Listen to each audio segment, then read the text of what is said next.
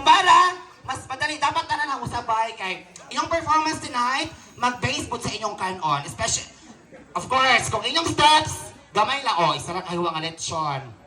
Mag-base yung performance tonight ha. So, simple. Ang atong mga stepping tonight, mga trabahoon sa balay.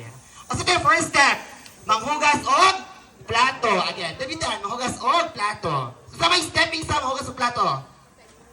Ana, sige, ana. Sige, sabi-sabi natin lahat. Unsay stepping sa manghugas og plato?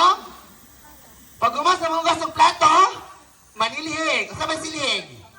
Ana, ana. Pag gumas sa silhig, maglaba. Maglaba ba? Maglaba. Pag gumas sa maglaba, hay pagani. Pag gumas sa hay, plancha. Pag guman,